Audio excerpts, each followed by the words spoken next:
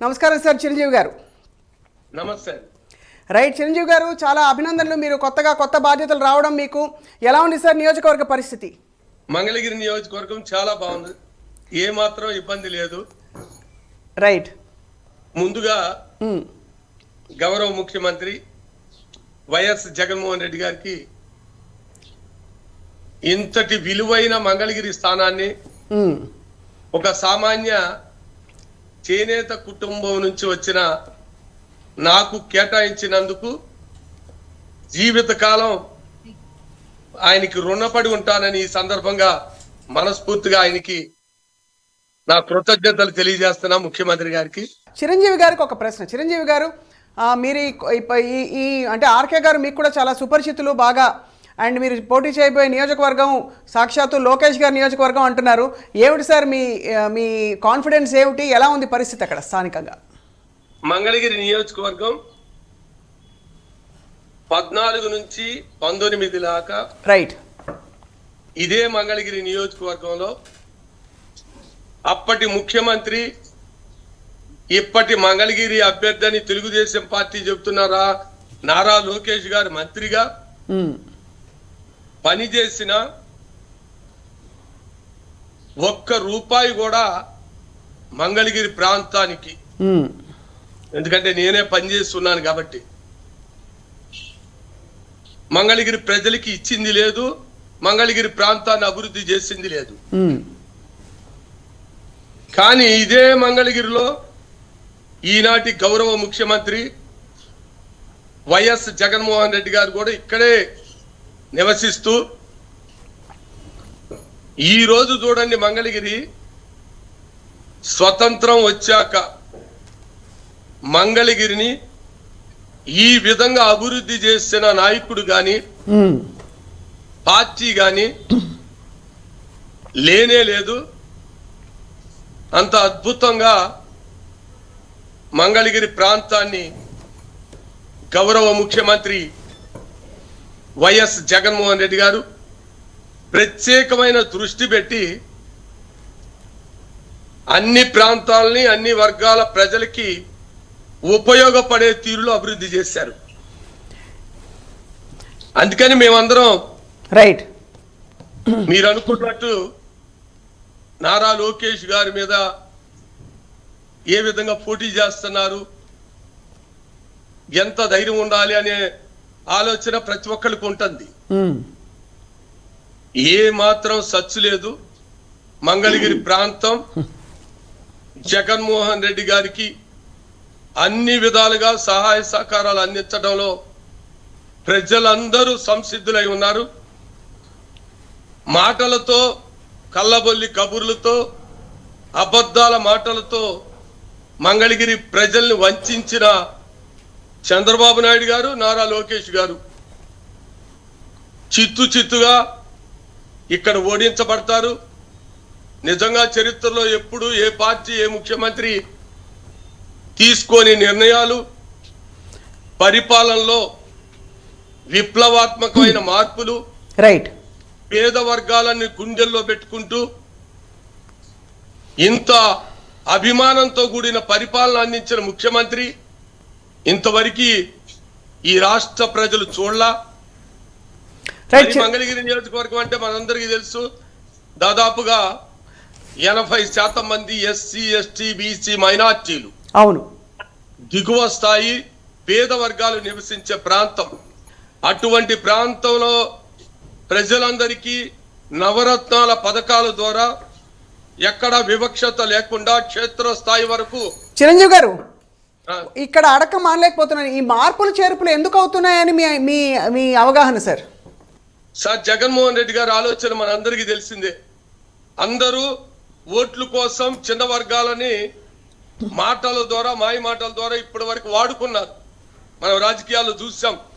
ఇతర పార్టీ వాళ్ళు ఏ విధంగా వాడుకొని గద్దెనెక్కిన తర్వాత కరివేపాకులాగా వాళ్ళని పక్కన పడేశారు. కానీ జగన్మోహన్ రెడ్డి గారు ఇచ్చిన మాటని నిలబెట్టుకుంటూ ఆ వర్గాలకి ఆర్థిక అంశాలే కాదు, సామాజిక రాజకీయంగా కూడా సుస్థిరమైన స్థానం కల్పించవలసిన బాధ్యత మన మీద ఉంది అని నమ్మి రైట్ సార్ ఆ వర్గాలకి ఈ రోజు మంగళగిరిని కేటాయించారని మీరు మేము ప్రగాఢంగా నమ్ముతున్నాం. జరుగుతున్న ఈ పరిణామాల్ని కూడా ప్రతిపక్షాలు దుమ్మెత్తిపోసి విమర్శిస్తున్నాయి. చిరంజీవి గారు, మొట్టమొదట మీ కామెంట్ సార్. సార్, నిజంగా ఇంతటి ధైర్య సాహస గల ముఖ్యమంత్రిని మీరందరూ ఎన్నో రాష్ట్ర ముఖ్యమంత్రులు ఈ భారతదేశంలో చూశారు. ఇంత ధైర్యంతో నిర్ణయం తీసుకొని చిన్న సామాజిక వర్గాలకి సముచితమైన న్యాయం చెయ్యాలి. మంగళగిరి బెస్ట్ ఎగ్జాంపుల్ అండి. అవును, గతంలో చంద్రబాబు నాయుడు గారు నిర్దాక్షిణంగా 12 ఓట్లతో ఓడిపోయిన ఏకైక చేనేత అభ్యర్థిని నేను. నన్ను 2019లో కరివేపాకు తీసేసినట్టు తీసేసి తన సొంత కుమారుణ్ణి, అంటే 2 లక్షల కోట్లున్న నారా లోకేష్ బాబు గారిని మంగళగిరి అభివృద్ధి అనే ఒక పేరు తీసుకొచ్చి ఏ విధంగా అభ్యర్థిగా పెట్టాడో మంగళగిరి నియోజకవర్గ ప్రజలకే కాదమ్మా, రాష్ట్రంలో ఉన్న చేనేత బిడ్డలందరికీ సమాధానం చెప్పాల్సిన బాధ్యత చంద్రబాబు నాయుడు గారికి ఉంది. అదే ఈనాటి ముఖ్యమంత్రి వైఎస్ జగన్మోహన్ రెడ్డి గారు తన కుటుంబానికి అత్యున్నత సన్నిహితులు 2 సార్లు ఎమ్మెల్యేగా గెలిచిన వ్యక్తిని, లోకేష్ బాబు లాంటి వ్యక్తిని ఓడించిన వ్యక్తిని, అవును, ఇక్కడున్న సామాజిక వర్గాలకి న్యాయం చేయాలి, ఎన్నో సంవత్సరాలుగా రాజకీయ ప్రాధాన్యత లేకుండా అణిచివేయబడ్డ వర్గాలుగా ఉన్న వాళ్ళని వెలుగులోకి తీసుకురావాలి, అండగా ఉండాలి, అది ఒక ముఖ్యమంత్రిగా నా బాధ్యతని ఆళ్ల రామకృష్ణారెడ్డి గారిని పక్కన పెట్టి నిరుపేద చేనేత కుటుంబంలో పుట్టిన గంజి చిరంజీవికి అభ్యర్థిగా ప్రకటించాలంటే ఎంత గట్స్ ఉండాలో మీరందరూ రాజకీయం తెలిసిన వాళ్ళు ఆలోచించండి అమ్మా. ఎవరన్నా చాలా గొప్ప మాట సార్ మీరు అన్నది. ఎందుకంటే మీరు అన్నట్టుగా ఆర్కే గారు కూడా మంచి పేరు పలుకుబడి ఉన్న నాయకులు అక్కడ ఆ ప్రాంతంలో. ఆయనకి ఒకప్పుడు అయితే అసలు చాలా మంచి పట్టున్న నాయకులు. కానీ మీరు అన్నట్టు సామాజిక న్యాయం అనే ఒక అంశాన్ని కూడా దృష్టిలో పెట్టుకున్నారు కాబట్టి జగన్మోహన్ రెడ్డి గారు ఖచ్చితంగా ఒక నాయకుడిగా మిమ్మల్ని ముందుకు తీసుకురావాలని చెప్పి నిర్ణయించుకున్నారు. సాహసోపేతమైన నిర్ణయం అది.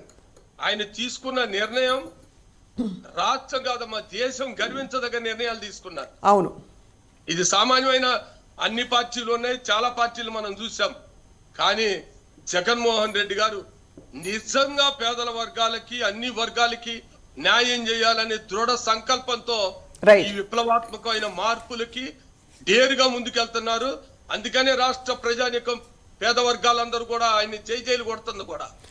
ఏదో మాటల ముఖ్యమంత్రి, ఏదో 4 పథకాలు ఇచ్చిన ముఖ్యమంత్రిగా ఆయన చూడట్లా. నిజంగా మనకి బలం ఇస్తున్నారు, మనకు అండగా ఉంటున్నారు, కష్టాలలో మనకు తోడుంటున్నాడు, ఇచ్చిన మాట నిలబెట్టుకుంటున్నారని గట్టి నమ్మకం రాష్ట్రంలో ఉన్న ఎస్సీ ఎస్టీ బీసీ మైనార్టీలకి, పేదలకి, రైతులకి, మహిళలకి కలగబట్టే ఈరోజు ఆ వర్గాలన్నీ కూడా ఎన్ని పొత్తులు వచ్చినా, ఎంతమంది అనైతిక పొత్తుల ద్వారా రాజకీయ క్షేత్రంలో యుద్ధానికి సిద్ధమైన జగన్ పక్షాన్ని నిలిచారంటే ఆయన తీసుకుంటున్న విప్లవాత్మకమైన ఆలోచన విధానాలు అనేది చాలా స్పష్టంగా మంగళగిరి సీటు విషయంలోనే తెలిసిపోతుంది. గంజి చిరంజీవి గారు, ఈసారి మరి ఈ జనసేన టీడీపీ పొత్తు ఏదైతే ఉందో అది ఏ విధంగా ప్రభావం చూపుతుంది సార్ రాష్ట్ర రాజకీయాలపై? మీ కామెంట్ ఏంటి సార్ దీనిపై? జగన్మోహన్ రెడ్డి గారు చాలా స్పష్టంగా అన్ని మీటింగుల్లో చెప్తున్నారమ్మా, నా వలన, నా పరిపాలన వలన మీకు, మీ కుటుంబానికి న్యాయం జరిగింది, లాభం జరిగిందని భావిస్తే అది నన్ను ఆదరించండి, నాకు అండగా ఉండండి. నిజంగా ఈ యొక్క మాట ఇంతకు ముందు 76 ఏళ్ల స్వతంత్ర భారతదేశంలో ఏ ముఖ్యమంత్రి నోటైనా విన్నారా అని అన్ని పార్టీలో ఉన్న నాయకుల్ని నేను క్వశ్చన్ చేస్తున్న ఆన్సర్ చెప్పమనండి. అంత దమ్ముగా, అంత ఆత్మవిశ్వాసంతో, అమ్మా నా వల్ల మీకు న్యాయం జరిగితే నాకు అండగా ఉండండి అమ్మా, అంతకు మించిన మాట రాజకీయాల్లో ఏముందో చాలా స్పష్టంగా రాష్ట్ర ప్రజలందరూ గమనిస్తున్నారు.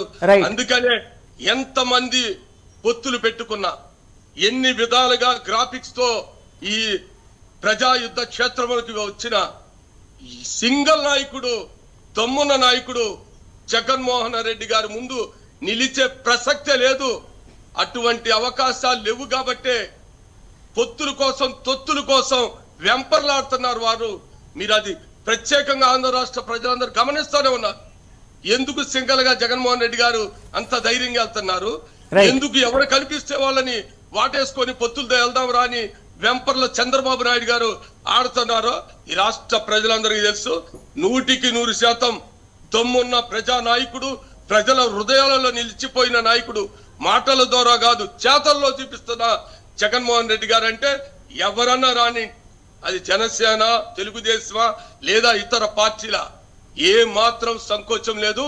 24లో 100% ఈ రాష్ట్ర ప్రజలు జగన్మోహన్ రెడ్డి గారికి పట్టం కట్టబోతున్నారు. ఇది జరగబోయే యథార్థం.